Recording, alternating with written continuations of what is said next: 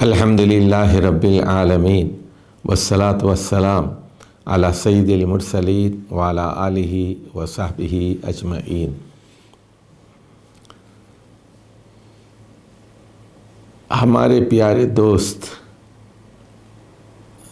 صبغت اللہ صاحب شریف جو کینیڈا میں ہیں، انہوں نے مجھے یہ حکم دیا کہ تجدید و احیاء دین جو مولانا سید ابو العلا المودودی کی معرکہ آرا کتاب ہے، اس کی تشریح کروں اور اس کو پڑھاؤں، اور ان کے تقاضے کو میں رد نہیں کر سکا، تو یہ پروگرام انہی کی خواہش پر بنیادی طور پر امریکہ اور کینیڈا میں مقیم افراد کے لیے ہے، لیکن یورپ میں اور آسٹریلیا میں اور بر صغیر ہند و پاک میں جو لوگ ہیں وہ بھی اس سے کچھ نہ کچھ فائدہ حاصل کر سکتے ہیں، اور میں کوشش کروں گا کہ اپنے ناقص علم کے مطابق جیسا کچھ میں سمجھا سکتا ہوں اس کتاب کو سمجھانے کی کوشش کروں گا۔ کتاب کا موضوع بہت ہی دلچسپ ہے، اور یہ ہے کہ دین اسلام کے اندر تجدیدی کارنامے کیا کیا ہوئے ہیں۔ تو مولانا مودودی رحمہ اللہ کے بارے میں شاید آپ جانتے ہوں کہ وہ 1903 میں پیدا ہوئے اور 1979 میں انتقال کیا، 76 سال کی زندگی پائی۔ تو یہ 20ویں صدی کی ایک شخصیت ہے، 1903 سے 1979 تک۔ اور یہ زمانہ دیکھ لیجئے، ہندوستان میں انگریزوں کی حکومت تھی اس وقت۔ مولانا مودودی جب بالغ ہوئے تو اسی زمانے میں پہلی جنگ عظیم ہوئی جس میں لاکھوں لوگ مارے گئے، اور اس کے بعد دنیا کے اندر وہ بڑی قوتیں سامنے آ گئیں جنہوں نے بعد میں دوسری جنگ عظیم کے بعد اقوام متحدہ کے نام سے ایک تنظیم بنائی، اور جس کے سائے تلے دنیا کا نیا نظام وجود میں آیا، اور ایک ویٹو پاور کے ذریعے سے پوری دنیا پر حکمرانی کی جانے لگی۔ مولانا مودودی نے 1941 میں جماعت اسلامی کی بنیاد رکھی جب وہ 38 سال کے تھے، اور مولانا مودودی جیسی شخصیات روز روز پیدا نہیں ہوتی، بہت ہی ذہین آدمی تھے۔ اللہ سبحانہ و تعالیٰ نے ان کو اس وقت پیدا کیا جب مسلمان ہر طرف شکست کھا رہے تھے اور امپیریلزم کا دور تھا، اور آپ جانتے ہیں کہ کہیں انگریز، کہیں ویلندیزی، کہیں پورچگیز، کہیں اسپینش قوتیں، کہیں فرانسیسی قوتیں، اور کہیں برطانوی قوتیں، اور کہیں اطالوی قوتیں دنیا پر قبضہ کر رہی تھیں اور دوسری قوموں کا استحصال کر رہی تھیں، اور ایک غالب قوت کی حیثیت سے دنیا کے اندر چھا رہی تھی۔ تو یہ وہ زمانہ ہے جب مولانا مودودی نے آنکھ کھولی اور اپنی تصنیفات اور اپنے استدلال کے ذریعے سے ایک نئی فکر کی بنیاد رکھی، اور مولانا مودودی کی تحریروں کا کمال 1930 سے 1940 کے زمانے میں ظاہر ہوتا ہے، اگرچہ کہ ان کی پہلی کتاب الجہاد فی الاسلام 1924 میں شائع ہوئی، جب وہ 21 سال کے تھے، اور اس کی تیاری وہ بہت پہلے کر چکے تھے۔ تو اس سے یہ معلوم ہوتا ہے الجہاد فی الاسلام کے مطالعے سے کہ وہ رامائن کا، بھگوت گیتا کا اور ویدوں کا اور بائبل کا اچھا خاصا مطالعہ کر چکے تھے، اور دوسرے مذاہب میں صلح و جنگ کے آداب پر ان کی پوری گرفت تھی، اور یہی وجہ ہے کہ انہوں نے جہاد جیسے موضوع پر قلم اٹھایا، اور کسی معذرت کے بغیر اور معذرت خواہانہ رویے کے بغیر اسلام کی تعلیمات کو اور اسلام کے نظریے جہاد کو پورے شد و مت کے ساتھ پیش کیا۔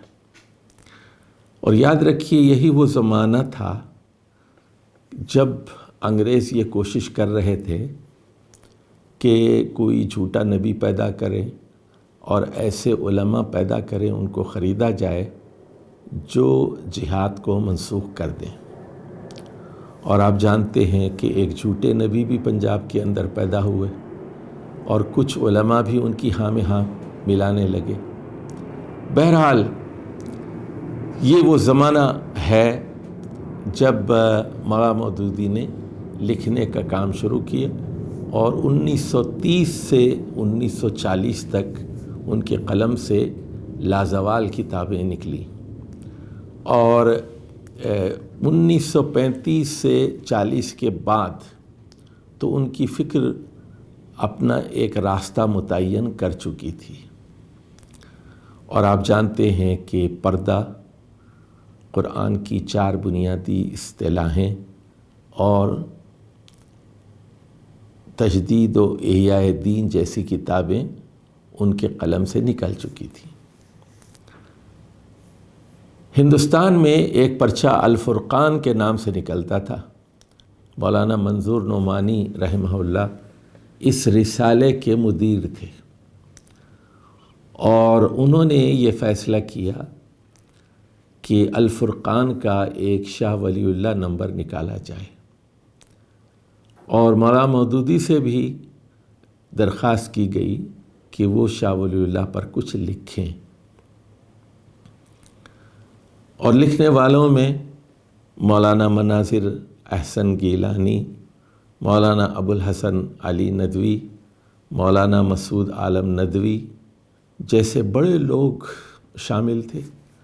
مولانا مودودی کو بھی دعوت دی گئی، تو مولانا مودودی نے یہ مضمون لکھا جو بعد میں تجدید و احیاء دین کی شکل میں اس نام سے شائع ہوا، اور اس میں پھر کچھ اضافے کیے گئے اور کچھ اور چیزیں شامل کر دی گئیں۔ تو موضوع تو تھا شاہ ولی اللہ صاحب، اور شاہ ولی اللہ صاحب کا تجدیدی کارنامہ۔ تو لیکن جب مولانا اس پر لکھنے کے لیے بیٹھے تو پوری انسانی تاریخ اور پوری اسلامی تاریخ کو 100 صفحات میں نچوڑ کے رکھ دیا۔ تو یہ بہت بڑا کارنامہ ہے، یعنی تاریخ کا اتنا گہرا مطالعہ کرنا کہ پوری تاریخ کو 100 صفحات میں سمیٹ دینا، یہ مولانا مودودی کا عظیم الشان کارنامہ ہے۔ جب ہم اس کتاب کو پڑھتے ہیں تو ایسا معلوم ہوتا ہے کہ یہ ایک مربوط نظم ہے، اور کہیں بھی اس میں آپ کو خشکی نظر نہیں آئے گی، پیوند کاری نظر نہیں آئے گی۔ ایک دریا ہے جو رواں دواں ہے، شروع سے آخر تک اس میں خیال کا ایک تسلسل پایا جاتا ہے، اور وحدت خیال شروع سے آخر تک ہے۔ ایسا معلوم ہوتا ہے کہ مولانا مودودی نے پہلے ایک خاکہ بنا لیا تھا اپنے ذہن میں، اور 1-2 راتوں میں ہی پوری کتاب مکمل کر ڈالی۔ تو یہ کتاب ایک بہت ہی اہم ترین کتاب ہے۔ اچھا، اب جو ہم جیسے لوگ ہیں اس کتاب کو پڑھتے ہیں تو ہم کچھ تاریخی شخصیات اور تاریخی واقعات کو پڑھ کر کتاب بند کر دیتے ہیں، اور مزہ آتا ہے تاریخی قصوں میں، تاریخی شخصیات کے بارے میں جان کر کچھ مزہ بھی آتا ہے۔ تو جس طرح ناول پڑھے جاتے ہیں اسی طرح یہ کتاب پڑھ لی جاتی ہے۔ لیکن آپ یہاں دیکھیں گے کہ 200-300 شخصیات اور 200-300 نظریات پر بحث کی گئی ہے۔ تو اس کتاب کو سمجھنے کے لیے انبیاء کی تاریخ کو بھی سمجھنا ضروری ہے، اور اسلام سے پہلے کی تاریخ اور فلسفے کو سمجھنا بھی ضروری ہے، اور اسلام کے بعد کی تاریخ اور فلسفے کو بھی سمجھنا ضروری ہے، اور لوگوں کے بارے میں اور لوگوں کے نظریات کے بارے میں، اچھی یا برائی، لوگوں کے بارے میں اور لوگوں کے نظریات کے بارے میں اچھی اور بری رائے قائم کرنے کے لیے یہ ضروری ہے کہ قرآن مجید اور احادیث نبوی صلی اللہ علیہ وسلم کا گہرا مطالعہ ہو، یعنی اس خالص اسلامی تعلیمات کی روشنی میں نظریات کو اور شخصیات کو پرکھا جائے، اور اس کے لیے ایک ناقدانہ نگاہ کی ضرورت ہوتی ہے۔ تو تجدید و احیاء دین مولانا سید ابو الاعلیٰ المودودی کی ایک ناقدانہ کتاب ہے۔ وہ اپنے سامنے خالص اسلام کو رکھتے ہیں، اور اس کی روشنی میں پھر وہ پچھلی مذاہب کو بھی دیکھتے ہیں اور اسلام کے بعد کی تاریخ پر بھی نظر ڈالتے ہیں۔ تو کتاب کو پڑھنے سے پہلے کتاب کے موضوع کو سمجھنا بہت ضروری ہے۔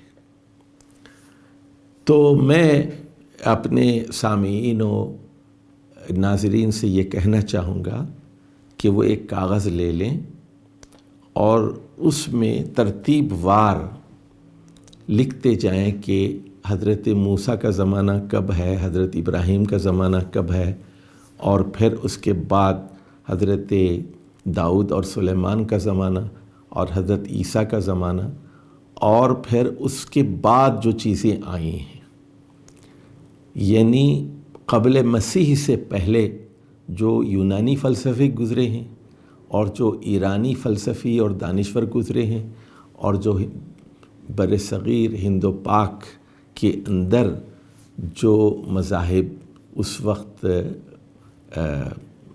موجود تھے ان کے نظریات کا جائزہ لینا وہ بہت ضروری ہے۔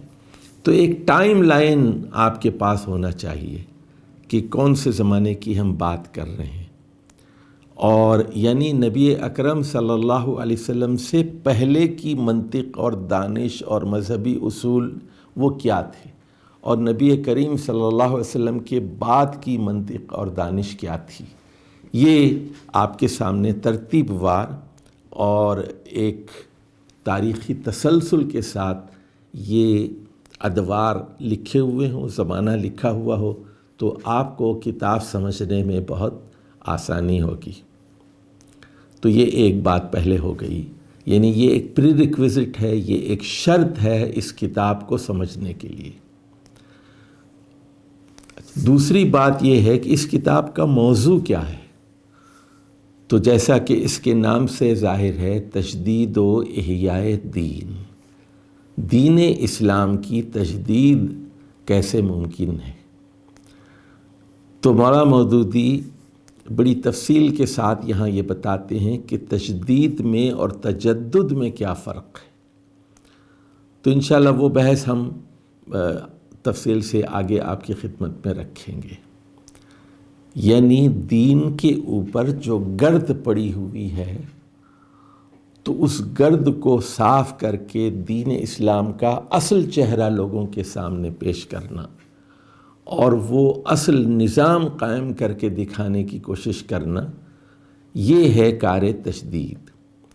اور کار تجدد یہ ہے کہ دین کو بگاڑنا، دین کو اس کی اصلی روح سے پھیر دینا، یہ تجدد ہے جو بہت ہی مردود اور قابل مذمت چیز ہے۔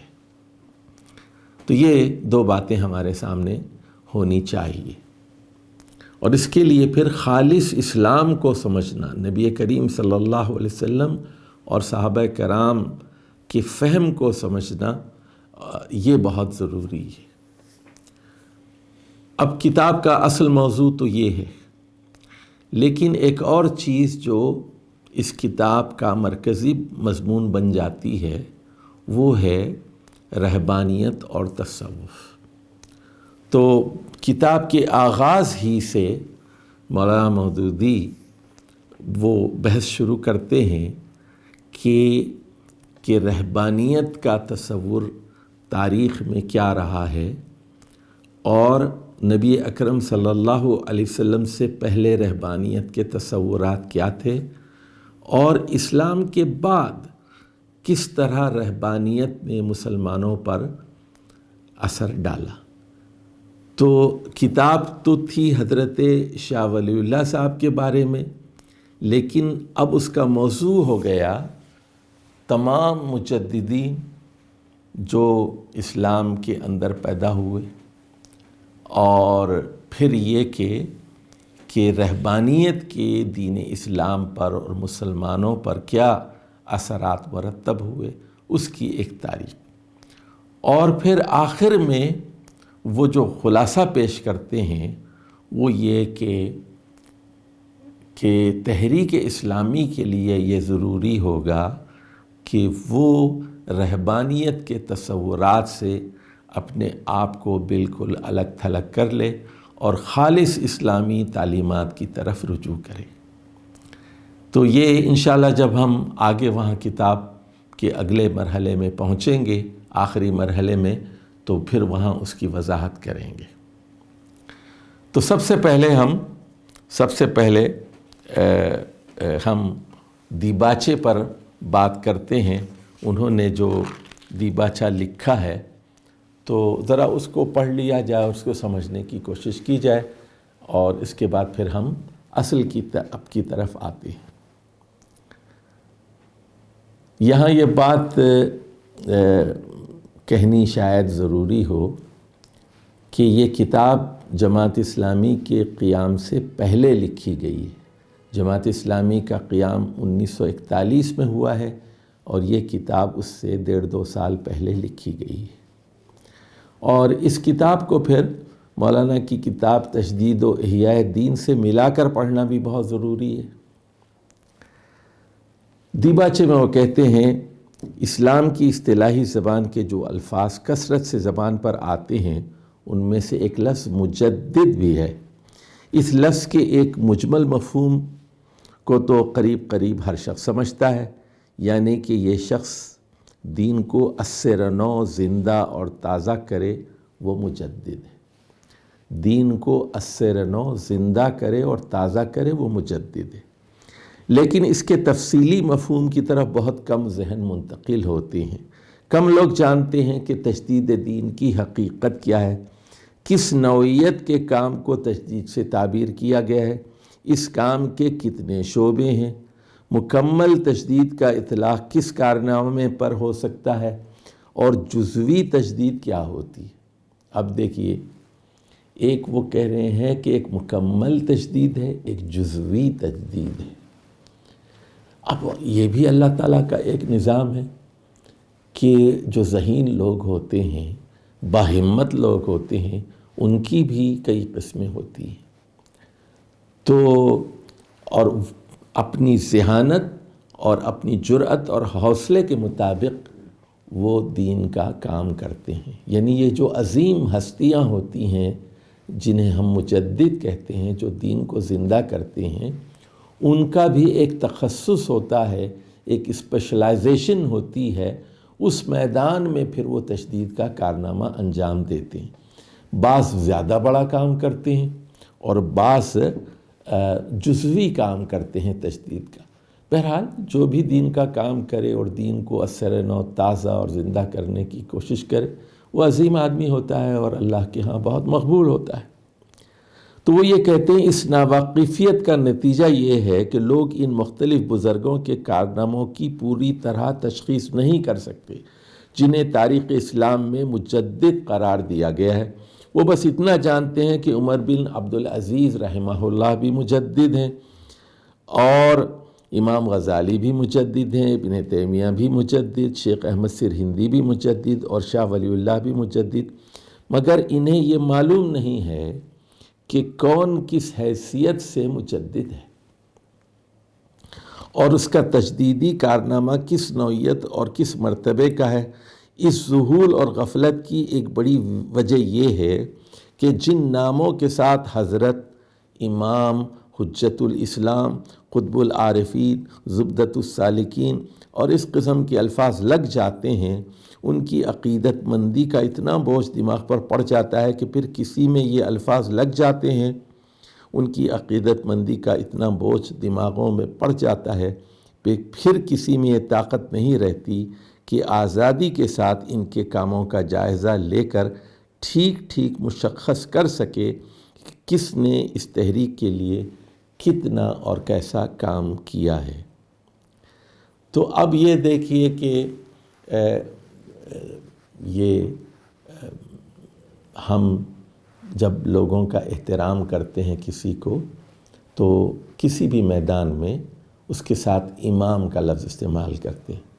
جیسے مثال کے طور پر حدیث کے جو ماہرین ہیں ان کے ساتھ ہم امام لگا دیتے ہیں، جیسے ہم کہتے ہیں امام بخاری، امام مسلم، امام نسائی، امام ابو داؤد وغیرہ وغیرہ۔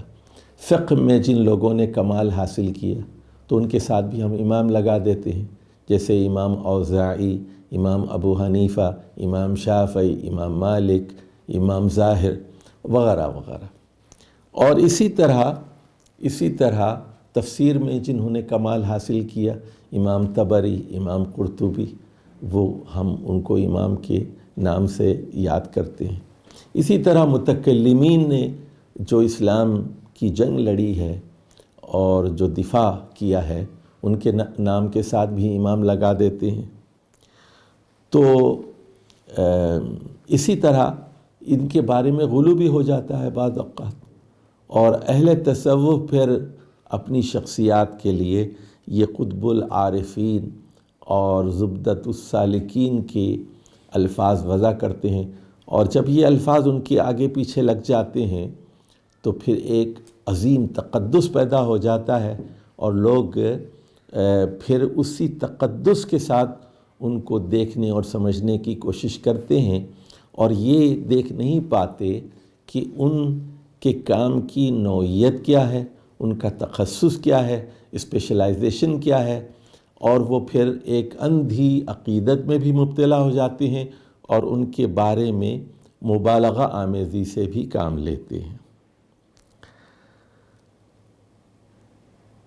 اس خدمت میں اس کا حصہ کس نے اس تحریک کے لیے کتنا اور کیسا کام کیا ہے، اور اس خدمت میں اس کا حصہ کس قدر ہے، عموماً تحقیق کی نپی تلی زبان کے بجائے ان بزرگوں کے کارنامے عقیدت کی شاعرانہ زبان میں بیان کیے جاتے ہیں، جن سے پڑھنے والا یہ اثر لیتا ہے، اور شاید لکھنے والے کے ذہن میں بھی یہی ہوتا ہے کہ جس کا ذکر کیا جا رہا ہے وہ فرد کامل تھا، اور اس نے جو کچھ بھی کیا وہ ہر حیثیت سے کمال کے آخری مرتبے پر پہنچا ہوا تھا۔ حالانکہ اگر اب ہمیں تحریک اسلامی کی تجدید و احیاء کے لیے کوئی کوشش کرنی ہے تو اس عقیدت مندی اور اس ابہام و اجمال سے کچھ کام نہ چلے گا۔ یہ ہے اصل بات، وہ کہنا چاہتے ہیں کہ ہمیں تاریخ پر نظر ڈالنی ہوگی۔ اچھا، یہاں میں ایک ضمنی بات بھی میں بتانا چاہتا ہوں کہ قرآن مجید کا مزاج بھی ناقدانہ ہے، اور مسلمان دانشوروں کے لیے، علماء کے لیے یہ ضروری ہوتا ہے کہ بڑے صبر و تحمل کے ساتھ اپنے اندر ایک ناقدانہ مزاج پیدا کریں۔ مثال کے طور پر عیسائیت پر قرآن مجید تنقید کرتا ہے، اور وہ کہتا ہے لَقَدْ كَفَرَ الَّذِينَ قَالُوا إِنَّ اللَّهَ هُوَ الْمَسِيحُ ابن مریم۔ بلا شبہ ان لوگوں نے کفر کیا جنہوں نے کہا کہ حضرت عیسیٰ ہی تو اللہ ہے۔ اللہ ہی تو حضرت عیسیٰ ہیں۔ یا پھر عیسائیوں کے دوسرے گروہ کے بارے میں کہا کہ لقد کفر الذین قالوا ان اللہ ثالث ثلاثہ، بلا شبہ ان لوگوں نے کفر کیا جو کہتے ہیں کہ اللہ تعالیٰ 3 خداؤں کا مجموعہ ہے اور اس مجموعے کا تیسرا رکن اللہ سبحانہ و تعالیٰ ہے۔ تو قرآن مجید کا جو انداز ہے وہ ناقدانہ ہے، وہ تمام فلسفوں پر تنقید کرتا ہے، اور اللہ سبحانہ و تعالیٰ اپنے کلام میں صراط مستقیم کی طرف ہدایت کرتا ہے، اور 2 اور 2 4 کی طرح اپنی اصل دعوت دنیا کے سامنے پیش کرتا ہے۔ تو اسی طرح جس طرح ہم قرآن سے پہلے کے نظریات پر رد کرتے ہیں اور قرآن کی روشنی میں قرآن کی عینک سے دیکھتے ہیں کہ وہ ان میں کس قدر حق تھا اور کس قدر باطل، بعینہ ہی یہ ضروری ہوتا ہے کہ ہم قرآن و سنت کی روشنی میں دیکھیں کہ مسلمان ہو جانے والے جو لوگ اور محمد صلی اللہ علیہ وسلم کی امت میں پیدا ہونے والے لوگوں کے اندر بھی کتنا زوال آیا اور ان کی فکر میں کتنی کجی آئی اور اس کے عملی اثرات کیا مرتب ہوئے۔ ہمیں پوری طرح اس تجدید کے کام کو سمجھنا پڑے گا اور اپنی پچھلی تاریخ کی طرف پلٹ کر دیکھنا ہوگا کہ ان بہت سی صدیوں میں ہمارے مختلف لیڈروں نے کتنا کام کس طرح کیا ہے، ان کے کارناموں سے ہم کس حد تک فائدہ اٹھا سکتے ہیں اور ان سے کیا کچھ چھوٹ گیا ہے جس کی تلافی پر اب ہمیں متوجہ ہونا چاہیے۔ تو یہاں ایک مثبت بات بھی ہے یہ کہ مستقبل کی صورت گری کیسے ہو اور قرآن و سنت کی تعلیمات کی روشنی میں وہ صورت گری کیسے کی جا سکتی ہے۔ اچھا، اس کے لیے ضروری یہ ہوتا ہے کہ قرآن مجید کو آخری کلام اور محمد صلی اللہ علیہ وسلم کو آخری نبی تسلیم کیا جائے اور قرآن سنت پر مبنی نظام کو دین کامل سمجھا جائے۔ جو قرآن و سنت کو بنیاد نہیں بناتا اور اس کو حتمی اور اٹل چیز نہیں سمجھتا، وہ کبھی عمارت کی صحیح تعمیر کر نہیں سکتا۔ اس کے لیے ضروری ہوگا کہ وہ دین اسلام ہی کو اسلام سمجھے۔ ان الدین عند اللہ الاسلام۔ اس کے لیے ضروری ہوگا کہ اسلام کے علاوہ سارے جو نظریات اور نظام زندگی ہے وہ ان کو مسترد کر دے، اس لیے کہ وہ سارے اللہ کے ہاں قابل قبول نہیں ہوں گے۔ وَمَن يَبْتَغِ غَيْرَ الْإِسْلَامِ دِينًا فَلَن يُقْبَلَ مِنْهُ۔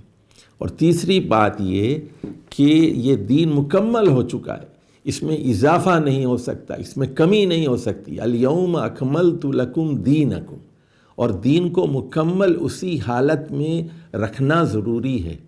تو اس کمٹمنٹ کے بغیر، اس قوت ارادی کے بغیر کہ محمد صلی اللہ علیہ وسلم کے بعد کوئی نبی نہیں ہے، اسلام کے علاوہ کوئی دین نہیں ہے، اور یہ آخری ہدایت نامہ ہمارے پاس قرآن اور احادیث صحیحہ کی روشنی میں آ چکا ہے، ہم لوگوں کو پرکھیں گے، جانچیں گے، تولیں گے اور اصل کی طرف مراجعت کی کوشش کریں گے، اور مستقبل میں ایک ایسا معاشرہ، ایک ایسا نظام زندگی قائم کرنے کی کوشش کریں گے جس کی بنیاد قرآن اور سنت پر ہو۔ تو یہ ایک مستقبل کی صورت گری ہے جو خالص اسلام کی بنیاد پر ہوگی، اور یہی کار تجدید ہے۔ اس کے بعد وہ یہ کہتے ہیں یہ مضمون ایک مستقل کتاب چاہتا ہے، مگر کتاب لکھنے کی فرصت کہاں۔ یہی غنیمت ہے کہ شاہ ولی اللہ صاحب کا ذکر خیر چھڑ گیا، جس کی وجہ سے اس مضمون کی طرف چند اشارے کرنے کا موقع نکل آیا۔ شاید کہ انہی اشاروں سے کسی اللہ کے بندے کو تاریخ تجدید و احیاء دین کی تدوین کا راستہ مل جائے۔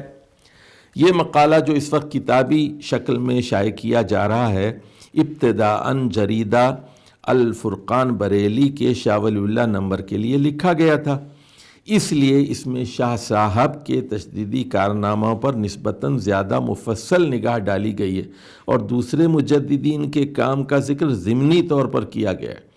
اس مقالے کا مطالعہ کرتے ہوئے یہ ملحوظ خاطر رہنا چاہیے کہ اس میں تمام مجددین کے کارناموں کا احاطہ مقصود نہیں ہے، بلکہ صرف ان بڑے بڑے مجددین کا ذکر کیا گیا ہے جو اسلام کی تاریخ پر اپنا ایک مستقل نشان چھوڑ گئے ہیں۔ نیز یہ بھی پیش نظر رکھنا چاہیے کہ تجدید کا کام بہت لوگوں نے کیا اور ہر زمانے میں بہت لوگ کرتے ہیں، مگر مجدد کا لقب پانے کے مستحق کم ہی ہوتے۔ تو یہ مولانا کا دیباچہ تھا جو 1940 عیسوی میں یا 1939 عیسوی میں لکھا گیا تھا، کتاب کے شائع ہونے سے پہلے، لیکن یہ مضمون وہاں 1939 کا مضمون ہے جو شاہ ولی اللہ نمبر الفرقان کا اس کے لیے لکھا گیا تھا۔ اور اس کے بعد پھر مولانا مودودی نے اس میں کچھ اضافے کیے، اس کے غالباً 5ویں ایڈیشن میں اس میں کچھ اضافے کیے، اور جب اس کے مضامین پر تنقید ہوئی تو ظاہر ہے کہ جب آپ کوئی کلام کرتے ہیں پوری 1400 سال کی تاریخ پر اور اسلام سے پہلے کے نظریات پر، تو بہت سارے لوگ اس پر تنقید کریں گے، اسلام کے دشمن بھی تنقید کریں گے، کیونکہ اسلام کے آنے کے بعد اسلام سے پہلے کے جو نظریات تھے ان پر تنقید کی گئی ہے۔ دوسری چیز یہ کہ خود مسلمانوں کے اندر جو دانش ہے وہ بھی اس کو پوری طرح ہضم نہیں کرے گی، کیونکہ پوری تاریخ پر ایک ناقدانہ نگاہ ڈالی گئی ہے۔ پھر یہ بتایا گیا ہے کہ مختلف جو بزرگ ہماری امت کے اندر پیدا ہوئے، اللہ تعالیٰ ان سب سے راضی ہو جائے، ان کے کارناموں کی نوعیت کیا تھی۔ اب آ جاتے ہیں کہ کتاب کا آغاز مولانا مودودی کہاں سے کرتے ہیں۔ تو سب سے پہلے وہ یہ بتاتے ہیں کہ اسلام کا مقابلہ جاہلیت سے، اسلام کا مقابلہ جاہلیت سے، اور جاہلیت کے بارے میں بتاتے ہیں کہ جاہلیت 3 قسم کی ہے۔ ایک جاہلیت خالصہ ہے، اور ایک جاہلیت مشرکانہ ہے، اور ایک جاہلیت راہبانہ ہے۔ جاہلیت خالصہ، جاہلیت مشرکانہ اور جاہلیت راہبانہ۔ تو وہ خالص جاہلیت کو بھی اسلام کا دشمن سمجھتے ہیں، اور مشرکانہ جاہلیت کو بھی اسلام کا دشمن سمجھتے ہیں، اور راہبانہ جاہلیت کو بھی اسلام کا دشمن سمجھتے ہیں۔ تو ذرا دیکھتے ہیں کہ وہ اسلام اور جاہلیت کی کشمکش کو کس طرح پیش کرتے ہیں۔ دنیا میں انسان کی زندگی کے لیے جو نظام نامہ بھی بنایا جائے گا، اس کی ابتدا لامحالہ بعد الطبعیہ الہیاتی مسائل سے ہوگی۔ کہ زندگی کی کوئی اسکیم بن نہیں سکتی جب تک کہ انسان کے متعلق اور اس میں کائنات کے متعلق جس میں انسان رہتا ہے واضح اور متعین تصور نہ قائم کر لیا جائے۔ یہ سوال کہ انسان کا برتاؤ یہاں کیا ہونا چاہیے، کس طرح اس دنیا میں کام کرنا چاہیے، دراصل اس سوال سے گہرا تعلق رکھتا ہے کہ انسان کیا ہے، اس کائنات میں انسان کی حیثیت کیا ہے، اور اس کائنات کا نظام کس ڈھنگ کا ہے جس سے انسان کی زندگی کو ہم آہنگ ہونا چاہیے۔ اس سوال کا جو حل بھی تجویز کیا جائے گا اس کے لحاظ سے اخلاق کا ایک نظریہ قائم ہوگا۔ پھر اسی نظریے اخلاقی کی نوعیت کے مطابق انسانی زندگی کے مختلف شعبوں کی تشکیل ہوگی۔ پھر اسی سانچے کے اندر انفرادی سیرت و کردار اور اجتماعی تعلقات و معاملات کے قوانین اپنی تفصیلی صورت اختیار کریں گے۔ دنیا میں اس وقت تک انسانی زندگی کے لیے جتنے مذہب و مسلک بھی بنے ہیں، ان سب کو بہرحال اپنا ایک فلسفہ، ایک اساسی نظریہ اخلاق مرتب کرنا پڑتا ہے، اور اس اصول کو لے کر چھوٹے بڑے جزیات تک میں ایک مسلک کو دوسرے مسلک سے جو چیز ممتاز کرتی ہے وہ یہی فلسفہ اور یہی اخلاقی نقطۂ نظر ہے۔ کیونکہ دستور زندگی کا مزاج اس چیز کی طبیعت کے مطابق بنتا ہے اور اس کے قالب میں روح کی حیثیت رکھتی ہے۔ تو اس کے بعد وہ 4 نظریے پیش کرتے ہیں: جاہلیت خالصہ، جاہلیت مشرکانہ، جاہلیت راہبانہ اور اسلام، خالص اسلام۔ اب دیکھیے یہ جاہلیت خالصہ کیا ہے اور اس کے بنیادی نکات کیا ہیں۔ اس پر مولانا مودودی یہ کہتے ہیں کہ یہ جاہلیت خالصہ یہ ہے جس کو آپ کہتے ہیں مادہ پرستی، مٹیریلزم، الحاد یا مذہب کا انکار اور دین کا انکار، یہ نظریات ہیں جس کو وہ جاہلیت خالصانہ یا خالصہ یا محدہ کہتے ہیں وہ اس کو۔ جاہلیت خالصہ میں پہلے یہ نظریہ ہے کہ یہ کائنات کا سارا نظام ایک اتفاقی ہنگامہ اور ہنگامہ وجود و ظہور ہے، یعنی لائف از ایکسیڈنٹل، یہ خود بخود ایک اتفاقی طور پر دنیا بن گئی۔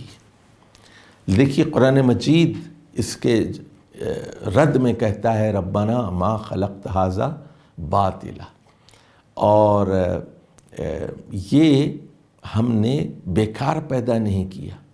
اور دوسری جگہ کہا گیا کہ یہ کھیل کھیل میں اس کائنات کو ہم نے نہیں بنایا ہے، کھیلتے کھیلتے ایکسیڈنٹل نہیں بنایا، خود بخود ایسے نہیں بن گئی، بلکہ اس کا ایک پیدا کرنے والا ہے، با مقصد ہے، جو کچھ پیدا کیا گیا اس کا ایک مقصد ہے۔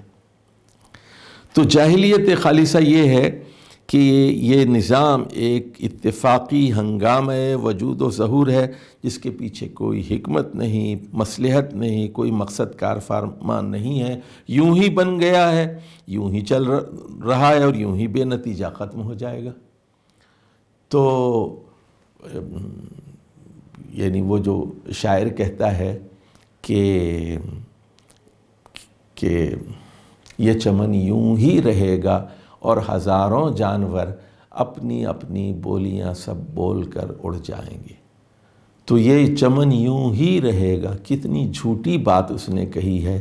اسلام کہتا ہے کہ یہ چمن یوں ہی نہیں رہے گا، یہ دنیا درہم برہم کر دی جائے گی، یہ زمین اپنے حال پر نہیں ہوگی، یہ آسمان اپنے نام پر اپنے حال پر قائم نہیں رہے گا، یہ چاند یہ ستارے سب گل کر دیے جائیں گے، چاند اور سورج کو ملا دیا جائے گا، جمع الشمس والقمر، اور ایک روز قیامت ہوگا۔ یہ شمس و قمر کا نظام، یہ رات اور دن کا نظام، یہ قائم نہیں رہے گا، ایک اور دوسرا نظام ہوگا۔ تو اب یہ جو جاہلیت خالصہ یہ کہتی ہے اس کائنات کا کوئی خدا نہیں ہے، اور اگر ہے بھی تو اس کے ہونے یا نہ ہونے کا انسان کی زندگی سے کوئی تعلق نہیں ہے۔ شاید ہو خدا، لیکن ہم اپنی مرضی کی کریں گے، کیوں کسی کی بات مانیں؟ تو اس دنیا سے اس کا کوئی تعلق نہیں ہے۔ انسان ایک قسم کا جانور ہے۔ تو پہلی بات یہ ہے کہ یہ دنیا اتفاقی ہے۔ اب دوسری بات یہ ہے کہ انسان ایک جانور ہے اور جو دوسری چیزوں کی طرح شاید اتفاقاً یہاں پیدا ہو گیا ہے۔ ہمیں اس سے بحث نہیں ہے کہ اسے کس نے پیدا کیا، کیوں پیدا کیا، ہم تو صرف اتنا جانتے ہیں کہ یہ زمین میں پایا جاتا ہے، کچھ خواہشیں رکھتا ہے جنہیں پورا کرنے کے لیے اس کی طبیعت اندر سے زور کرتی ہے، یعنی اس کی کچھ جبلتیں ہیں، اس کی طبیعت زور کرتی ہے کہ پیاس لگی ہے تو پانی پی لو، دودھ پی لو، شربت پی لو، اس کی طبیعت مطالبہ کرتی ہے کھا لو، بھوک لگی ہے، اس کی طبیعت مطالبہ کرتی ہے کہ جاؤ اپنی جنسی شہوت کسی خاتون کے ساتھ پوری کرو۔ جو ان خواہشوں کی تکمیل کا ذریعہ بن سکتے ہیں اور اپنے گرد و پیش زمین کے دامن پر بہت سا سامان پھیلا ہوا دیکھتے ہیں جن پر یہ اپنی قوہ اور آلات کو استعمال کر کے اپنی خواہشات کی تکمیل کر سکتے ہیں، لہٰذا اس کی زندگی کا مقصد اس کے سوا کچھ نہیں کہ اپنی طبیعت حیوانی کے مطالبات پورے کرے۔ تو جاہلیت خالصہ یہ کہتی ہے کہ انسان اتفاقی طور پر یہاں آیا ہے، وہ ایک جانور ہے اور اس کے لیے ضروری ہے کہ اپنی خواہشات کی اور جسم کے مطالبات کی تکمیل کرے، اور انسانی استعدادوں کا مصرف اس سے زیادہ کچھ نہیں کہ ان مطالبات کو پورا کرنے کے بہتر سے بہتر ذرائع فراہم کرے۔ اچھا، اب تیسرا اس کا نظریہ یہ ہے جاہلیت خالصہ کا کہ انسان سے مافوق کوئی علم کا منبع اور ہدایت کا سرچشمہ موجود نہیں ہے جہاں سے اسے اپنی زندگی کا قانون مل سکتا ہو، لہٰذا اسے اپنے گرد و پیش کے آثار و احوال سے اور اپنی تاریخ کے تجربات سے خود ہی ایک قانون عمل اخذ کرنا چاہیے۔ یعنی کہ کوئی خدائی ہدایت موجود نہیں ہے، کوئی خدا موجود نہیں ہے، اس لیے ہمیں خود کوئی قانون بنا لینا ہے دنیا کے لیے۔ یہ اس کی اساس ہے، یہ بنیاد ہے، یہ فلسفہ ہے اس کے پیچھے۔ بظاہر کوئی حکومت ایسی نظر نہیں آتی جس کے سامنے انسان جواب دہ ہو، اس لیے انسان بجائے خود ایک غیر ذمہ دار ہستی ہے، یعنی کسی خدا کے آگے اس کو جواب دینا نہیں ہے۔ یہ ہے جاہلیت خالصہ کا نظریہ، اور اگر وہ جواب دہ ہے تو خود اپنے آپ کے آگے جواب دہ ہے، کسی اور کو جواب دینا نہیں ہے، اور اس اقتدار کے سامنے خود انسانوں ہی میں سے جو پیدا ہو کر افراد مستولی ہو جائے تو اس کے سامنے جواب دہ ہیں۔ اعمال کے نتائج جو کچھ بھی ہوں اسی دنیاوی زندگی کی حد تک ہیں، یعنی یہاں کوئی چوری کرے تو یہاں اس کو کوئی سزا دینا ہو تو دے دیجئے، لیکن اس کا تعلق اسی دنیا سے ہے، اس کے علاوہ آخرت میں کوئی حصہ نہیں ہے، اس کے ماں سوا کوئی زندگی نہیں ہے۔ لہٰذا صحیح اور غلط، مفید اور مضر، قابل اخذ اور قابل ترک ہونے کا فیصلہ صرف انہی نتائج کے لحاظ سے کیا جائے گا جو دنیا میں ظاہر ہوتے ہیں۔ انسان جب جاہلیت محضہ کی حالت میں ہوتا ہے، محض جب اپنے محسوسات سے ماورا کسی حقیقت تک وہ نہیں پہنچتا یا بندگی نفس کی وجہ سے نہیں پہنچنا چاہتا، تو اس کے ذہن پر یہی نظریہ حاوی ہوتا ہے۔ دنیا پرستوں نے ہر زمانے میں یہی نظریہ اختیار کیا ہے۔ دنیا پرستوں نے، یعنی یہ کون لوگ ہیں؟ یہ مٹیریلسٹ، صرف دنیا ہی کو مانتے ہیں، خالص مادہ پرست لوگ ہیں۔ قلیل مستثنیات کو چھوڑ کر بادشاہوں نے، امیروں نے، درباریوں نے، ارباب حکومت نے، خود خوشحال لوگوں اور خوشحالی کے پیچھے جان دینے والوں نے عموماً اسی نظریے کو ترجیح دی ہے۔ دیکھیے یہاں ایک مولانا آخر میں ایک لفظ استعمال کریں گے مترفین کا۔ یہ مترفین کا لفظ قرآن مجید میں کئی مرتبہ آیا ہے، 8 کے قریب مرتبہ یہ لفظ استعمال ہوا ہے۔ مترفین کا مطلب ہوتا ہے خوشحال لوگ، امیر لوگ، اور ظاہر ہے کہ ان کے معاشرے پر اثرات ہوتے ہیں، ان کے پیچھے نوکر ہوتے ہیں، ان کی فوج ہوتی ہے آگے پیچھے، اور وہ ایک بالادست قوت ہوتی ہے معاشرے کی۔ جن لوگوں کی تمدنی ترقی کے گیت تاریخ میں گائے جاتے ہیں، بالعموم ان سب کے تمدن کی جڑ میں یہی نظریہ کام کرتا ہے۔ اب آتے ہیں وہ مغربی تمدن پر۔ مغربی موجودہ تمدن کی بنیاد میں بھی یہی نظریہ کار فرما ہے۔ اگرچہ اہل مغرب سب کے سب خدا اور آخرت کے منکر ہیں، نہ علمی حیثیت سے سب مادہ پرستانہ اخلاق کے قائل ہیں، لیکن جو روح ان کے پورے نظام تہذیب و تمدن میں کام کر رہی ہے وہ اسی انکار خدا اور آخرت اور اسی مادہ پرستانہ اخلاق ہی کی روح ہے، اور وہ کچھ اس طرح ان کی زندگی میں پیوست ہو گئی ہے کہ جو لوگ علمی حیثیت سے خدا اور آخرت کو مانتے ہیں اور اخلاق میں ایک غیر مادہ پرستانہ نقطۂ نظر اختیار کرتے ہیں، وہ بھی غیر شعوری طور پر اپنی واقعی زندگی میں دہریے اور مادہ پرستی ہیں، کیونکہ ان کے علمی نظریے کا ان کی عملی زندگی سے بالفعل کوئی ربط قائم نہیں ہے۔ تو اب وہ یہ کہہ رہے ہیں کہ ساری جو مغربی تہذیب ہے اور مغربی تمدن ہے یہ جاہلیت خالصہ ہے، کہ اس کی اکثریت اور ان کی جو اجتماعی فکر ہے اس کی بنیاد یہی بات ہے کہ کوئی خدا نہیں ہے، ہم کسی خدا کے آگے جواب دہ نہیں ہیں، ہمارا جو کچھ نظام ہے وہ اسی دنیا کے بارے میں، اگرچہ کہ وہاں خدا کو ماننے والے بھی ہیں اور کچھ اس اخلاقیات کے ماننے والے بھی ہیں، لیکن عملی طور پر چونکہ وہ ایک بڑے نظام کا حصہ ہیں اس لیے ان کی کوئی حیثیت وہاں نہیں ہے۔ ایسی ہی کیفیت ان سے پہلے کے مترفین اور خدا فراموش لوگوں کی بھی تھی۔ اب یہ ایک کیفیت کا نام ہے، ایک کیفیت کا نام ہے۔ اب اس کے بعد ذرا غور سے بات سمجھیے اس کو۔ بغداد، دمشق، دہلی اور غرناطہ کے مترفین مسلمان ہونے کی وجہ سے خدا اور آخرت کے منکر نہ تھے، مگر ان کی زندگی کا سارا پروگرام اس طرح بنتا تھا کہ گویا نہ خدا ہے نہ آخرت، نہ کسی کو جواب دینا ہے، نہ کہیں سے ہدایت لینی ہے، جو کچھ ہے ہماری خواہشات ہیں۔ ان خواہشات کی تکمیل کے لیے ہر قسم کے ذرائع اور ہر قسم کے طریقے اختیار کرنے میں ہم آزاد ہیں، اور دنیا میں جینے کی مہلت ملتی ہے۔ اس کا بہترین مصرف بس یہ ہے، بابر بعیش کوش کہ عالم دوبارہ نیست۔ بابر عیش کرتا جا، عیش کرتا جا، کیونکہ دوبارہ زندگی تو نہیں ہے۔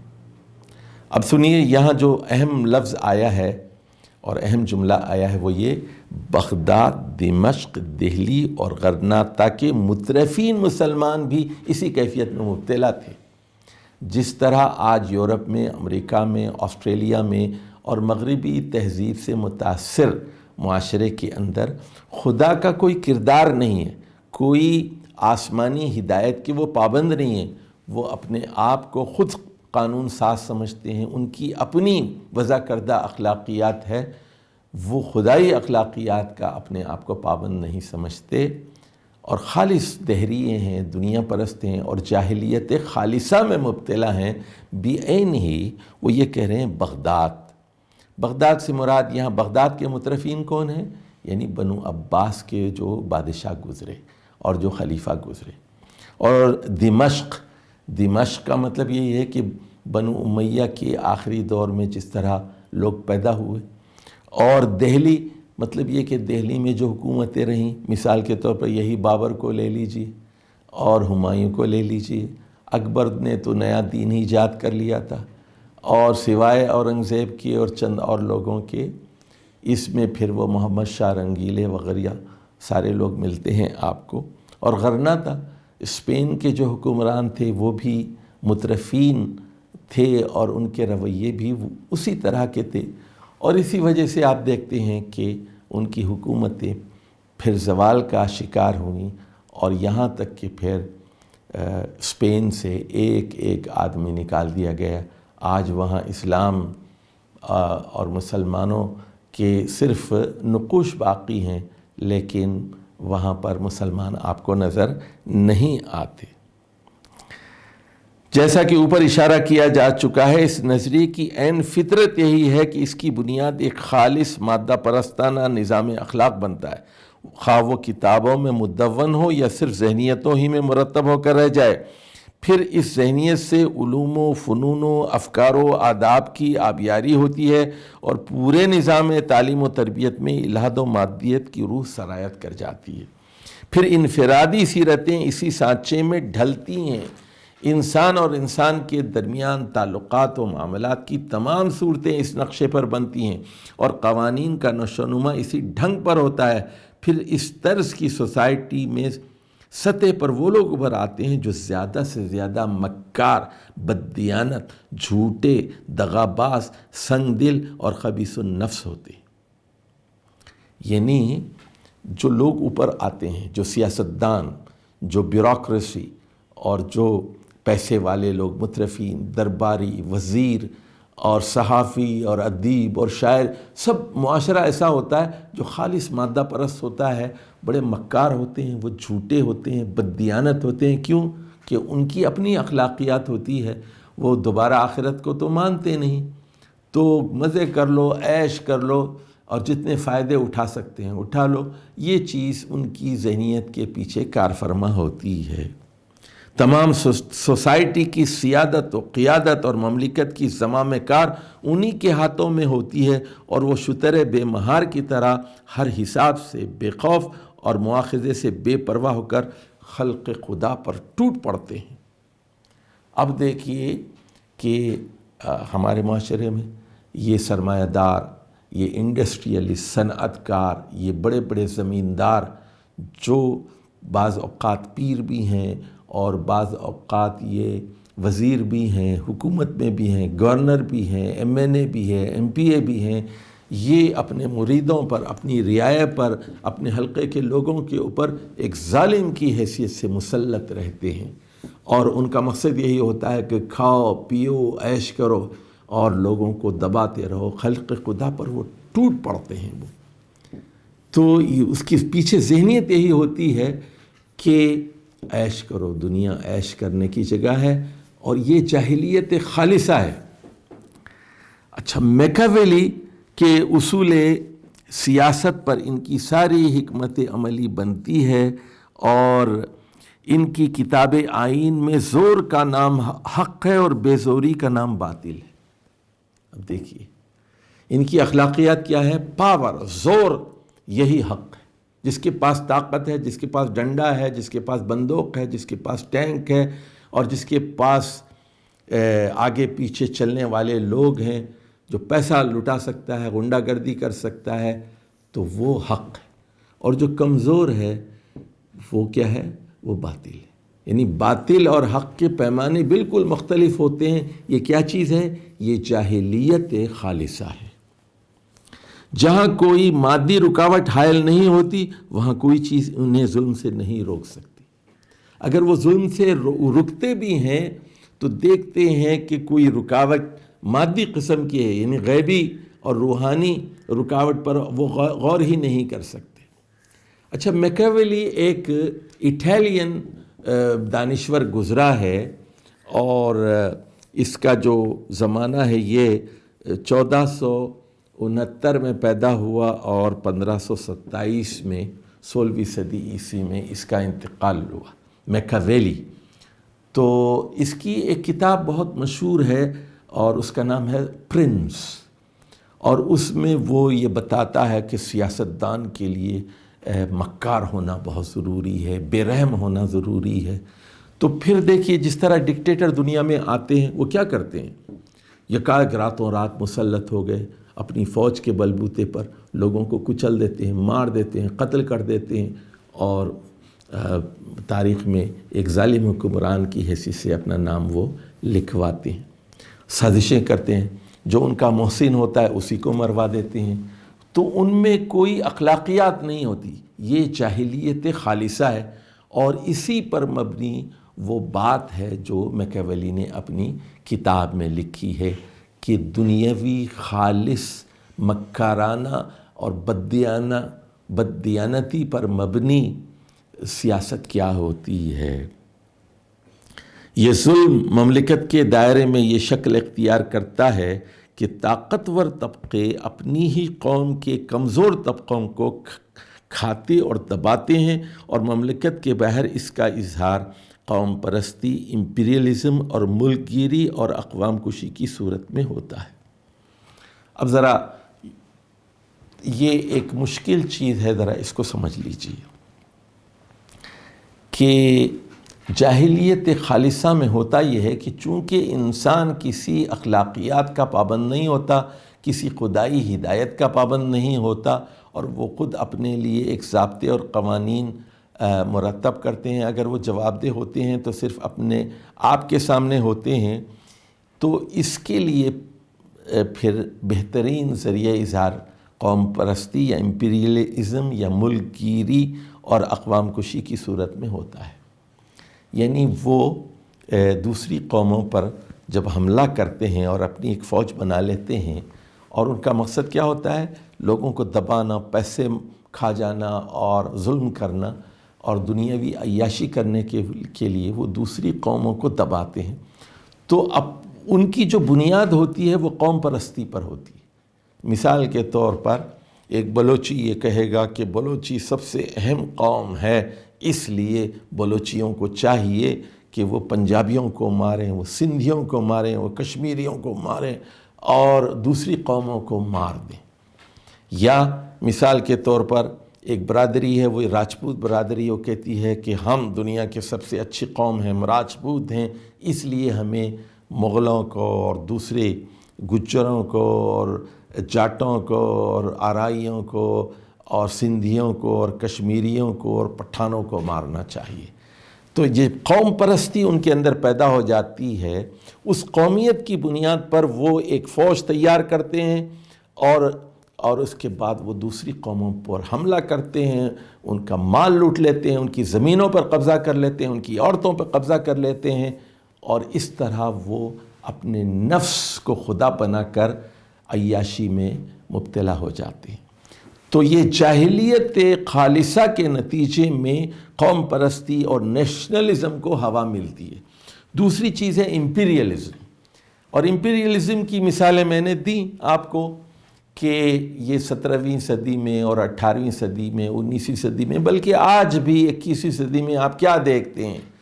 مثال کے طور پر ان کفن چوروں نے قبریں بانٹ لی ہیں کہ فرانس نے مثال کے طور پر افریقہ کے چند ممالک پر اپنا قبضہ جما لیا ہے۔ وہ جب چاہیں چلے جاتے ہیں الجیریا میں، جب چاہتے ہیں تونس پہ جا سکتے ہیں، وہ حملہ کرتے ہیں ان پہ، وہاں کے وسائل لوٹ لیتے ہیں۔ اور اسی طرح مالی پر ابھی انہوں نے قبضہ کر لیا جہاں سونے کے بڑے ذخائر موجود ہیں، اور اسی طرح افریقہ، مغربی افریقہ کے جو ممالک ہیں اس پر ان کی امپیریلزم ہے، فرانسیسیوں کی۔ انگریزوں کے بارے میں تو آپ جانتے ہیں، بر صغیر ہند و پاک پر بھی ان کی حکومت رہی ہے، یہاں سے ساری دولت لے کے وہ جاتے رہے اور استحصال کرتے رہے، اور کئی ملکوں میں بھی رہے۔ بالکل اسی طرح اٹیلینز نے بھی شمالی افریقہ اور عربوں کو اپنی گرفت میں لے لیا۔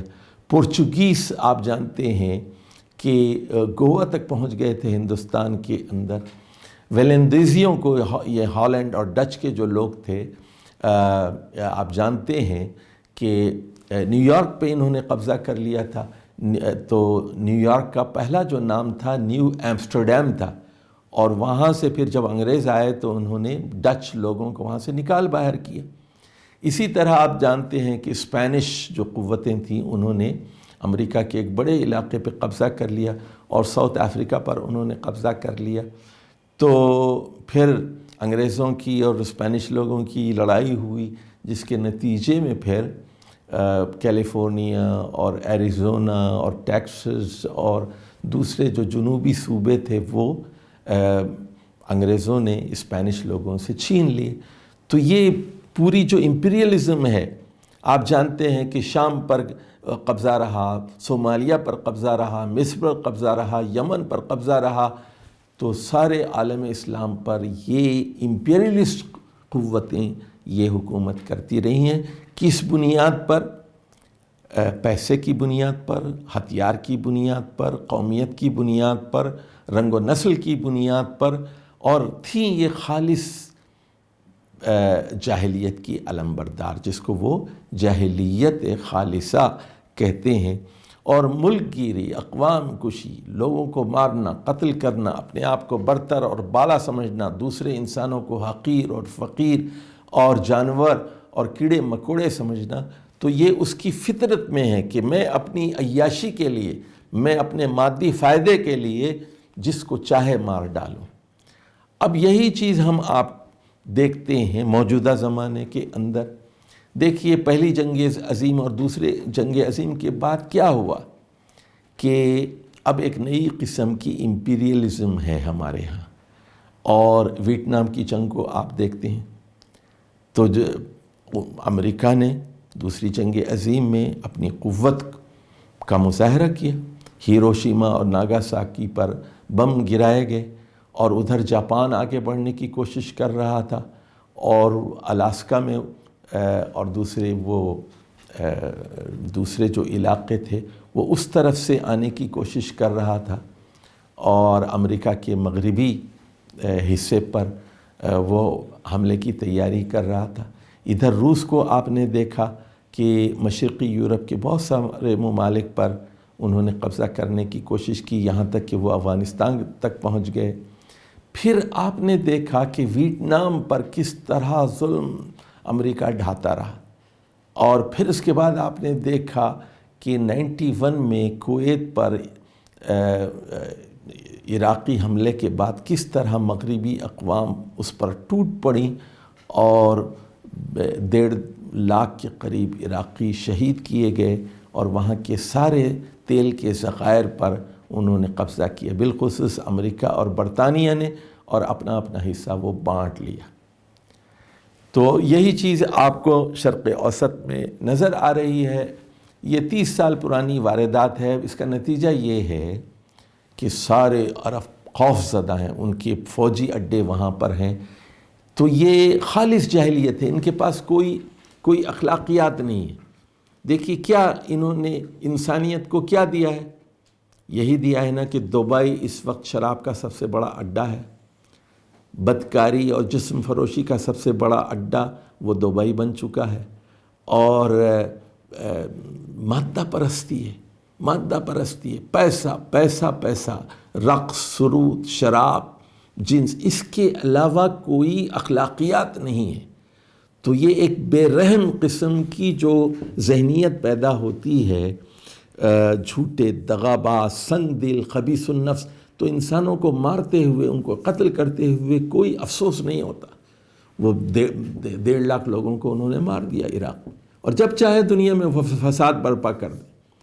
تو یہ کیا چیز ہے؟ یہ سب شاخسانے ہیں جاہلیت خالصہ کی۔ اب دوسری جاہلیت کی ہم بات کرتے ہیں، یہ ہے جاہلیت مشرکانہ۔ اچھا، جاہلیت مشرکانہ کو سمجھنے سے پہلے میں ایک بات کہنا چاہتا ہوں آپ کو، قرآن کی 4 بنیادی اصطلاحوں سے۔ تو ہمارے ہاں الہ کا مطلب یہی لیا جاتا ہے معبود، لا الہ الا اللہ، اللہ کے علاوہ کوئی معبود نہیں ہے۔ مولانا مودودی نے بتایا کہ معبود کا یہ تصور آیا کیسے الہ کے بارے میں۔ تو وہ یہ کہتے ہیں الہ کی جو اصلی لغوی معانی ہیں وہ طاقت کے ہیں، اور الوہیت اور اقتدار اور طاقت لازم و ملزوم ہے۔ جو پناہ دیتا ہے وہ الہ ہے، جو سکون دیتا ہے وہ الہ ہے۔ چونکہ اس کے اندر اقتدار اور قوت کی روح پائی جاتی ہے، اسی لیے اسی سے دعا کی جاتی ہے، اسی کی عبادت کی جاتی ہے۔ اللہ کو طاقتور سمجھا جائے۔ جو کمزور ہے کبھی وہ پناہ نہیں دے سکتا، کمزور ہے اس سے دعا نہیں کی جا سکتی، کمزور کی عبادت نہیں کی جا سکتی۔ تو الوہیت کے پیچھے اصل چیز وہ پاور ہے۔ ان اللہ علی کل شیء قدیر، وہ ہر شے پر قدرت رکھتا ہے، طاقت رکھتا ہے۔ اچھا، دوسری بات جو مولانا مودودی نے اس کتاب کے اندر وضاحت کی ہے، 4 بنیادی اصطلاحیں کی بات کر رہا ہوں، کہ رب کا مطلب ہمیشہ یہی لیا جاتا ہے عام طور پر پالنے پوسنے والا یا دیکھ بھال کرنے والا، لیکن مولانا مودودی نے کہا کہ رب کا ایک مطلب آقا یا مالک، اونر کا بھی ہوتا ہے، اور رب کا ایک مطلب سید، مطاع، سردار، قابل تصرف، جس کی اطاعت کی جائے۔ تو ساورین کے معنی میں بھی یہ لفظ استعمال کیا جاتا ہے۔ ساورین ہے وہ کلی اقتدار کا مالک ہے۔ اور اسی معنی میں فرعون نے دعویٰ کیا تھا کہ انا ربکم الاعلی، یعنی فرعون یہ نہیں کہتا تھا کہ میں خالق ارض و سما ہوں، چاند سورج کو میں نے پیدا کیا ہے، انسانوں کو، جانوروں کو، پرندوں کو، پہاڑوں کو، سمندروں کو میں نے پیدا کیا، یہ دعویٰ نہیں تھا۔ فرعون کوئی پاگل آدمی نہیں تھا۔ اس کا دعویٰ یہ تھا کہ دنیاوی معاملات کی حد تک میرا اقتدار چلتا ہے، میں قانون ساز ہوں، میں حاکم اعلیٰ ہوں۔ ربکم الاعلی، انا ربکم الاعلی کا مطلب یہ ہے کہ میں حاکمکم الاعلی ہوں، میں تم لوگوں کا سب سے بڑا حاکم ہوں، تم لوگوں کا سب سے بڑا شارع ہوں، قانون ساز ہوں، لا گیور ہوں۔ اب آ جائیے تیسرا جو لفظ ہے دین کا۔ ہم دین کا ترجمہ کرتے ہیں مذہب۔ مولانا مودودی نے اس نظریے کی جو ہے تردید کی، اور انہوں نے کہا کہ دین 4 معنوں میں استعمال ہوتا ہے: حاکمیت، غلبہ اور تسلط، اور دوسروں کے اوپر حکمرانی کرنا، دین، یہ دین ہے۔ اور محکومیت کے معنی میں بھی استعمال ہوتا ہے، اور دین کا لفظ جزا اور سزا کے لیے بھی استعمال ہوتا ہے، مالک یوم الدین یعنی جزا و سزا کے دن کا مالک، اور دین کا لفظ قانون اور شریعت کے معنی میں بھی استعمال ہوتا ہے۔ تو اس کے بعد وہ کہتے ہیں کہ دین ایک نظام حیات کا نام ہے جس میں اللہ کی حاکمیت ہو، بندوں کی محکومیت ہو، اللہ کی شریعت نافذ ہو، اور یہ سارے کام آخرت کی جزا و سزا کے ماتحت کیے جائیں۔ اس پورے نظام کو دین کہتے ہیں۔ تو اب یہاں غور فرمائیے کہ وہ بتاتے ہیں کہ ربوبیت میں کس طرح کا شرک ہوتا تھا اور مشرکانہ شرک کی کیا حیثیت ہوتی تھی۔ تو یہ جو دین، معاف کیجئے، یہ جو ربوبیت کی بات کی گئی ہے، ربوبیت کے 5 مطلب: بڑھانے والا، نشو و نما دینے والا، دوسرا مطلب دیکھ بھال کرنے والا، نگرانی کرنے والا، تیسرا مطلب مجتمع کرنے والا، چوتھا مطلب سید، آقا، مطاع، صاحب تصرف، آقا، مالک۔ تو وہ یہ کہتے ہیں کہ پہلے 2 معاملات میں جو شرک ہوتا تھا ان کا، تو اس میں وہ شریک کر لیتے تھے فرشتوں کو اور دیویوں کو، فرضی دیوتاؤں کو، یا پھر مرے ہوئے نیک انسانوں کو، وہ مافوق الطبعی معاملات میں شریک کر لیتے تھے، اور جو باقی 3 مطلب تھے رب کے، اس میں یہ دنیاوی حکمرانوں کو، نمرودوں کو، فرعونوں کو شریک کر لیتے تھے۔ تو یہ ربوبیت کے ٹکڑے ٹکڑے کر دیتے تھے۔ تو مولانا مودودی جو نظریہ پیش کرتے ہیں، اس نظریے کو اگر سمجھ لیں، اس نظریے کو اگر آپ سمجھ لیں تو جاہلیت مشرکانہ کو سمجھنے میں آپ کو آسانی ہوگی۔ یعنی ربوبیت کی 5 چیزوں میں کچھ لوگ ایسے تھے تو پہلے 2 معنوں میں تو اللہ کو اللہ تسلیم کرتے تھے، رب تسلیم کرتے تھے، لیکن 3 بقیہ چیزوں میں وہ تسلیم نہیں کرتے تھے۔ دنیاوی معاملات میں صرف مافوق الطبعی معاملات میں اللہ کو رب تسلیم کرتے تھے، اور کچھ ایسے تھے جو اس کے اندر بھی شرک کرتے تھے، اس میں ستاروں کو، آفتاب کو، سورج کو، چاند کو، گائے کو اور خیالی خداؤں کو اس میں شریک کر لیا کرتے تھے۔ چلیے اب ذرا جاہلیت مشرکانہ کا مطالعہ کرتے ہیں۔ دوسرا مابعد الطبیعی نظریہ شرک کے اصول پر مبنی ہے، اور اس کا خلاصہ یہ ہے کہ کائنات کا نظام اتفاقی تو نہیں ہے اور نہ بے خداوند ہے، مگر اس کا ایک خداوند نہیں ہے بلکہ بہت سے ماسٹرز ہیں۔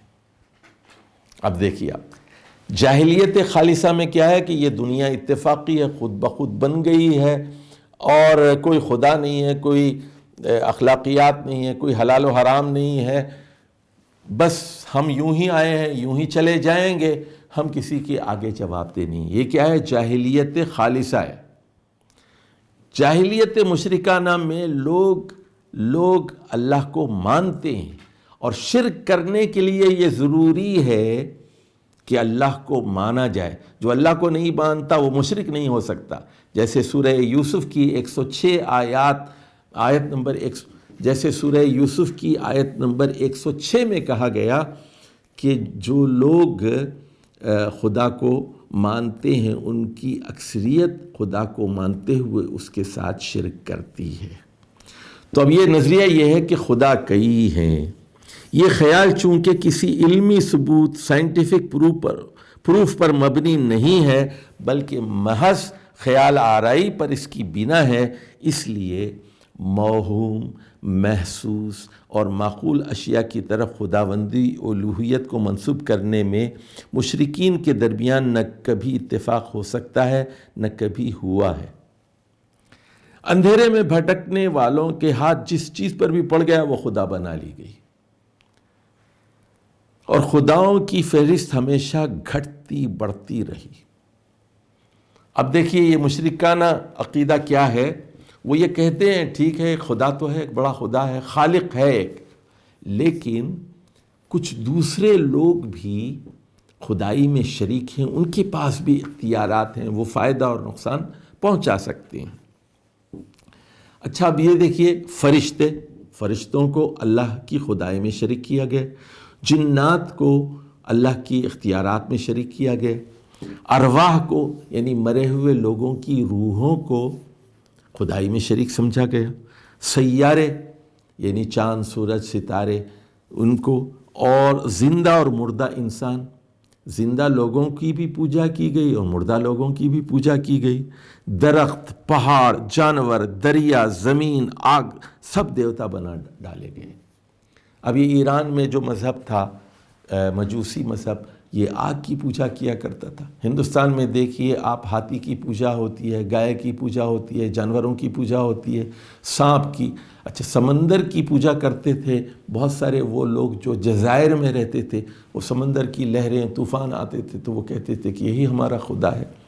سورج کی پوجا کی گئی، یعنی آفتاب پرستی مصر میں اور جنوبی عراق بابل کی سرزمین پر بہت ہی عام تھی۔ تو یہ سب خدا بنا ڈالے گئے، آگ اور زمین اور دریا اور جانور اور پہاڑ، مردہ انسان، زندہ انسان وغیرہ۔ بہت سے معانی مجردہ وغیرہ کو بھی خدائی کا مقام دیا گیا، یعنی مجردہ معنی، یعنی فرضی خیالی مجرد معانی تھے، اس کا کوئی وجود نہیں تھا۔ مثال کے طور پر محبت کی دیوی، شہوت کی دیوی اور قوت تخلیق کی دیوی، بیماری کی دیوی، جنگ، لچھمی اور شکتی وغیرہ کو بھی خدائی کا مقام دیا گیا۔ طرح طرح کے خیالی مرکبات، مثلا شیر انسان، وہ کرتے کیا تھے، ایک فرضی مخلوق بناتے تھے، شکل بناتے تھے، ایک انسان بناتے تھے، اوپر سر اس پہ شیر کا لگا دیتے تھے۔ ماہی انسان، مچھلی کی شکل بنا کر اس کی صورت انسان کی بنا دی جاتی تھی۔ پرندہ انسان، ایک پرندے کے طور پر دکھایا جاتا تھا، صورت انسان کی ہوتی تھی۔ چہار سرا اور کئی سر دکھائے جاتے تھے۔ ہزار دستہ، اسی طرح یہ پرندوں کے اندر کچھ جسم کی تبدیلی کر کے بناتے تھے۔ قرطوم بینی وغیرہ بھی مشرکین کے معبودوں میں جگہ پاتے رہے۔ مثال کے طور پر کاما دیو کے بارے میں ہندو یہ سمجھتے ہیں کہ وہ محبت کا خدا ہے اور یہ سری دیوی کا بیٹا ہے، اور اسے تصویروں میں پھولوں کے تیر کمان سے ظاہر کیا جاتا ہے۔ شہوت کا خدا، ہندوؤں کے ہاں پاروتی محبت اور حمل کی دیوی ہے، محبت اور حمل کی دیوی ہے، اور وہ بچہ مانگتے ہیں تو وہ پاروتی سے مانگتے ہیں۔ اور کاما دیو کی جو بیوی رتی ہے، یہ شہوت کی دیوی ہے، یعنی اس کے پاس جنسی قوت کی طاقت اور صلاحیت ہے۔ قوت تخلیق کا خدا الگ ان کے ہاں برہما، ہندوؤں کے نزدیک دنیا کا خالق اور قائم بذات خدا ہے، لیکن اب اس کا اس دنیا سے کوئی زندہ تعلق نہیں ہے۔ یعنی بنیادی طور پر ہندو مذہب یہ کہتے ہیں، ہندو مذہب یہ کہتا ہے، بنیادی طور پر ہندو مذہب یہ کہتا ہے کہ تین بڑے ان کے خدا ہیں۔ ایک برہما ہے جو خالق ہے، لیکن اب اس دنیا سے اس کا کوئی تعلق نہیں ہے۔ دوسرا وشنو ہے جو ضروریات انسان کی اور کائنات کی پوری کرتا ہے، اور تیسرا جو بڑا خدا ہے وہ شیو ہے جو طاقت کا خدا ہے، جس کے نام پر یہ شیو سینا بنائی گئی ہے، اور یہ جو راہب وغیرہ ہیں یہ بھی شیو کو ایک بہت بڑی طاقت سمجھتے ہیں یہ، اور اسی سے پھر وہ شیوا جی اور شیو کے ماننے والے ہیں، طاقت کا خدا سمجھا جاتا ہے وہ۔ اور وشنو مختلف روپ بدل کر انسانوں میں حلول کرتا ہے۔ یہ جو ربوبیت کا خدا وشنو ہے، اس کے بارے میں وہ یہ کہتے ہیں کہ وہ رام اور کرشن اور بدھ اور اس کے مختلف روپوں میں آتا ہے، انہیں اوتار کہتے ہیں، اور ہر زمانے میں وشنو ایک نئی شکل اختیار کر کے آتا ہے اور خدا انسانی جسم میں حلول کرتا ہے، جس طرح عیسائی سمجھتے ہیں کہ اللہ تعالیٰ نے حضرت عیسیٰ کے جسم میں حلول کیا، incarnation of God in human flesh. اچھا اسی طرح بیماری کے لیے ایک خدا ہے ان کے ہاں، ہندوؤں کے نزدیک شتیلا دیوی چیچک وغیرہ جیسی بیماریوں کی دیوی ہے، اور شیو کو وہ کہتے ہیں طاقت کا خدا ہے، جنگ کا خدا ہے، اور تعمیر و تخلیق کا خدا ہے، اور بیماریوں وغیرہ سے انسان کو ہلاک کر کے نئے انسان پیدا کرتا ہے، اور سنیاسی اور درویش اسی کے خوف سے، شیو کے خوف سے اسی کی پوجا کرتے ہیں، اور یہی رہبانیت یا مسلک خوف زدگی۔ لکشمی یا لچھمی، لاہور میں ایک لکشمی چوک بھی ہے، لچھمی چوک بھی ہے، آپ جانتے ہی ہیں، جو یہ وشنو کی بیوی ہے اور ہندوؤں کے نزدیک دولت، عیش اور فراوانی کی علامت ہے۔ یعنی آپ کے گھر میں لکشمی آ گئی کا مطلب ہے آپ کے گھر میں دولت آ گئی، اب وسائل آپ کے ہاں بہت آنے شروع ہو جائیں گے۔ شکتی ہندوؤں کے نزدیک قوت اور طاقت کی دیوی ہے، اسے عظیم ماں بھی کہتے ہیں۔ تو یہ آپ دیکھ رہے ہیں اب کہ کس طرح مختلف چیزوں کو خدا بنا لیا گیا، اور خدائی کے ٹکڑے ٹکڑے کیے گئے، اختیارات کے ٹکڑے ٹکڑے کر دیے گئے، اور ان کی شکلیں بھی بنا دی گئی۔ اسی طرح آپ دیکھیں گے ہندوؤں کے جو مجسمے پائے جاتے ہیں یا ان کے مندروں کے اندر آپ جا کے دیکھیے، جیسے ہنومان ہے تو ہنومان کو بندر کی شکل میں دکھایا جاتا ہے۔ اسی طرح آپ دیکھیں گے کہ سرسوتی ان کی ایک دیوی ہے، جسے علم کی دیوی یا موسیقی کی دیوی یا حکمت اور دانش کی دیوی سمجھا جاتا ہے۔ اور تو اسی طرح آپ دیکھیں گے کامادھیرو ان کی ایک دیوی ہے، اس کی شکل اس طرح بناتے ہیں وہ لوگ کہ ایک گائے ہے اور گائے کے اوپر ایک انسان کی شکل لگی ہوئی۔ وہ یہ کہتے ہیں کہ دنیا کی تمام جتنی گائیں ہیں وہ ان کی اصل ماں ہے، اور وہ آپ کو ساری چیزیں دیتی ہے، دودھ ہے اور لسی ہے اور دہی ہے اور پنیر ہے، تو وہ اس کی وہ پوجا کرتے ہیں وہ۔ تو یہاں آپ دیکھ رہے ہیں کہ کچھ چیزیں تو ایسی تھیں جو آپ کو نظر آتی ہیں، مثال کے طور پہاڑ نظر آتے ہیں، سورج، چاند وغیرہ، اللہ کی بے شمار مخلوقات ہیں، ان کو خدا بنا لیا گیا اور خدائی میں شریک کیا گیا۔ دوسری چیز جو آپ دیکھتے ہیں وہ یہ کچھ فرضی چیزیں ہیں، ان کو خدا بنا لیا گیا، جیسے یہ بہت ساری دیویاں بنا لی گئیں، بہت سارے دیوتا بنا لیے گئے، اور خدائی میں بہت سارے لوگوں کو شریک بھی کیا گیا۔ تو یہ ہے وہ دیومالا اور اوہام اور خرافات پر مبنی ایک مائتھولوجی، ایک متھ، ایک فرضی، یعنی مولانا مودودی کا جملہ دیکھیے آپ کہ پھر اس دیومالا کے گرد اوہام و خرافات کا ایک عجیب طلسم ہوش ربا تیار ہوا ہے، جس میں ہر جاہل قوم کی قوت واہمہ نے اپنی شادابی اور نادرہ کاری کے وہ دلچسپ نمونے فراہم کیے ہیں کہ دیکھ کر عقل دنگ رہ جاتی ہے۔ قوت واہمہ، یعنی دیکھیے ایک لفظ استعمال کیا ہے مولانا مودودی نے، قوت واہمہ، یعنی توہمات کی ایک قوت ہے، اور نئی چیزیں ایجاد کرتے ہیں لوگ۔ اور مسلمانوں کے اندر بھی یہی ہوا ہے، مسلمانوں کے اندر بھی جو لوگ آئے، بدعتی لوگ پیدا ہوئے، انہوں نے یہ ان کی جو قوت واہمہ تھی، انہوں نے ایک فرضی انسان تیار کر لیے کہ یہ قطب ہے، یہ قطب الاقطاب ہے، یہ غوث ہے، یہ غوث اعظم ہے۔ ان کی قوت واہمہ نے اور ان کی یہ کرامات ہیں، وہ یہ کر سکتے ہیں، وہ کر سکتے ہیں، یہ ساری چیزیں تیار کی انہوں نے۔ جن قوموں میں خدا وند اعلیٰ یعنی اللہ کا تصور نمایاں پایا گیا ہے، وہاں تو خدائی کا انتظام کچھ اس طرز کا ہے کہ گویا اللہ بادشاہ ہے اور دوسرے خدا اس کے وزیر، درباری، مصاحب، عہدیدار اور اہلکار ہیں، مگر انسان بادشاہ سلامت تک راہ نہیں پا سکتا۔ اچھا، اب یہ ہندوؤں کے نزدیک تو یہ ہوا کہ الوہیت کے اندر، ربوبیت کے اندر ٹکڑے کر دیے، اور یہ کہہ دیا گیا کہ وشنو مختلف اوتار کی شکل میں آتا ہے خدا، اور بھیس بدلتا ہے، اور ایک روح دوسری روح میں منتقل ہوتی ہے، یہ ان کا عقیدہ ہو گیا۔